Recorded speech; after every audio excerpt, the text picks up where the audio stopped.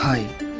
आज मैं आपको एक बताना चाहूँगा कि कर्म क्या होते हैं। इसको एक छोटी सी स्टोरी है उसके माध्यम से बताएंगे। एक बार क्या होता है कि महात्मा बुद्ध के एक शिष्य महात्मा बुद्ध के पास जाते हैं और उनसे पूछते हैं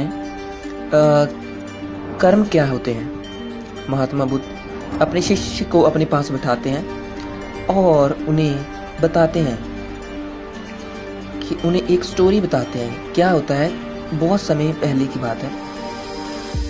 एक राजा था। वह राजा अपने राज्य में भ्रमण कर रहा था।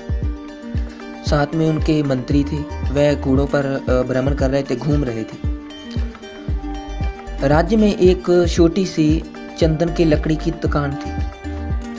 राजा क्या करता है, राजा उस चंदन की लकड़ी के पास रुकता है और अपने मंत्री से कहते हैं, मुझे मन करता है कि मैं इस लकड़ी वाले को, इस दुकानदार को फांसी पर चढ़ा दूं।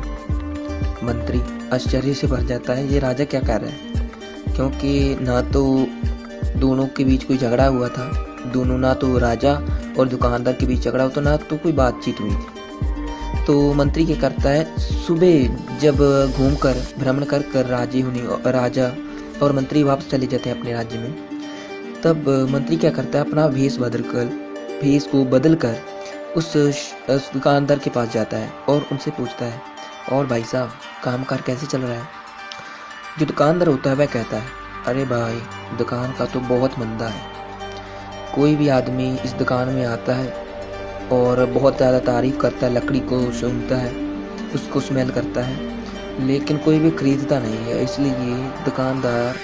इसलिए दुकानदारी का बहुत बुरा हाल है, बहुत मंदा चल रहा है। दुकानदार मंत्री से कहता है, मेरा मन करता है कि राजा की मौत हो जाए और बहुत सारी लकड़ियों की ज़रूरत हो और वो मुझसे लकड़ियाँ लेने आए। मंत्री समझ जाता है। मंत्री क्या करता है, कुछ ज़्यादा बोलता नहीं है। मंत्री काफ़ी ज़्यादा समझदार होता है। वह दुकानदार से कहता है, आप ऐसा कीजिए, आप मुझे कुछ चंदन की लकड़ियाँ दीजिए। मंत्री उस दुकानदार से कुछ चंदन की लकड़ियाँ खरीद लेता है और क्या करता है, अपने राज्य में जाता है और राजा को कहता है, ये चंदन की लकड़ियाँ उस चंदन की लकड़ियों की दुकानदार ने आपको भेंट दिए हैं। राजा चंदन की लकड़ियों को देखता है, बहुत ज़्यादा खुश हो जाता है।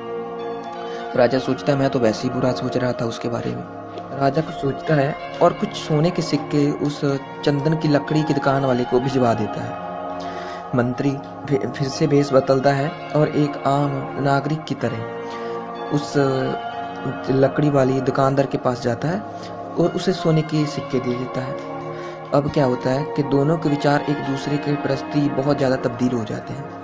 दुकानदार राजा को बहुत ही अच्छा समझने लगता है और राजा के मन में भी उस चंदन की लकड़ी वाले दुकानदार के प्रति मोह से भर जाता है। अब कहानी खत्म हो जाती है। शिष्य अब महात्मा बुद्ध क्या करते हैं, अपने शिष्य से पूछते हैं, अब तुम बताओ कर्म क्या होते हैं। शिष्य कहता है, मुझे समझ आ चुका है, हमारे जो विचार हैं, हमारी जो सोच है, वही कर्म है। अगर हम किसी के प्रति नकारात्मक बुरा सोचेंगे तो दूसरा व्यक्ति भी हमारे बारे में नकारात्मक और बुरा ही सोचेगा, और अगर हम अच्छा सोचेंगे तो दूसरा भी अच्छा ही सोचेगा।